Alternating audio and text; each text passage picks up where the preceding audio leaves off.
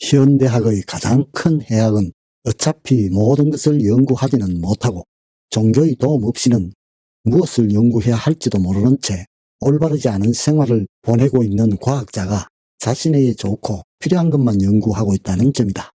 그들에게 가장 좋은 것은 공허한 지식 요구의 만족이고 그들에게 가장 필요한 것은 그들에게 유리한 현재의 체제이다. 박물학 연구는 독일에서 광기에 도달했다. 하나님에게는 곤충도 인간도 똑같은 존재일지 모르지만 우리 인간의 이성에 있어서는 그렇지 않다. 우리 인간에게는 새와 나비에 대해 생각하기 전에 먼저 해야 할 일이 얼마나 많은가. 자신의 마음을 연구하라.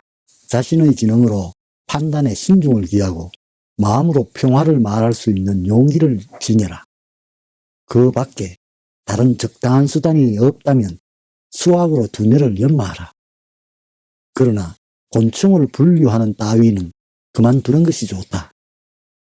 그러한 피상적인 지식은 전혀 도움이 되지 않으며 정밀한 연구에 들어가면 끝이 없다. 그러나 하나님은 태양에 있어서와 마찬가지로 곤충에 있어서도 무한하다고 너는 말할 것이다. 나도 기꺼이 그것을 인정한다. 하나님은 지금까지 아무도 그 천태만상을 밝히지 못한 바닷가의 모래알보다 무한 광대하여 헤아릴 수 없는 존재이다.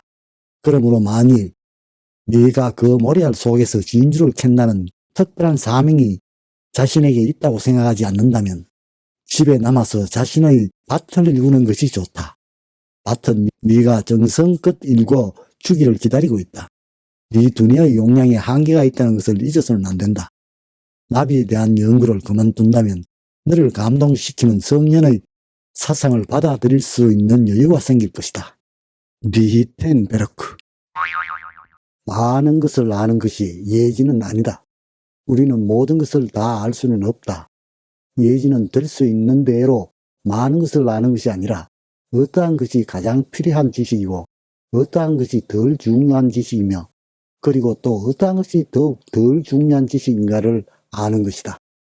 인간에게 필요한 지식 가운데 가장 중요한 것은 어떻게 해야 잘 살 수 있는가, 즉 어떻게 해야 악을 적게 행하고 선을 많이 행하며 살 수 있는가 하는 것에 대한 지식이다.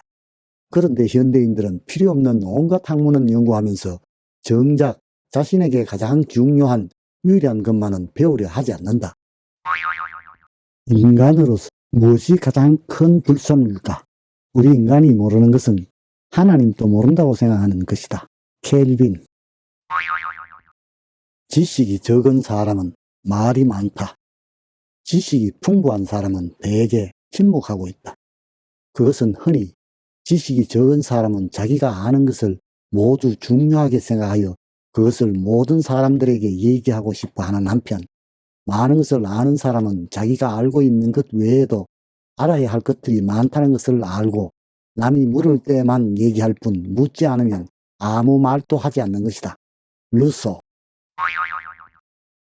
진정한 학자는 이성의 요구를 이해하며 그것을 실현하려고 노력한다. 평범한 학자는 이성의 요구를 들으면 때로는 실현하려고 노력하기도 하고 때로는 실현하려 하지 않는 애매한 태도를 취한다. 어리석은 학자는 이성의 요구를 들으면 그것을 비웃는다. 어리석은 사람이 비웃지 않는다면 그것은 이성이라고 할 수 없다. 노자. 만약 어떤 사람이 애초에 어떤 질문을 해야 하는지 알고 있다면 그것만으로도 이미 그 사람이 현명한 사람이라는 틀림없는 증거가 된다. 왜냐하면 질문 자체가 어리석고 무익한 대답을 요구한다면 그것은 그 질문을 한 사람 자신의 수치일 뿐만 아니라 질문을 받은 상대도 자칫 어리석은 대답을 하게 되기 때문이다. 그 결과 옛말에도 있듯이 한 사람이 수량의 젖을 짜면 또 한 사람이 그것을 받으려고 채를 갖다 대는 것과 같은 우스꽝스러운 장면이 연출되는 것이다. 칸트.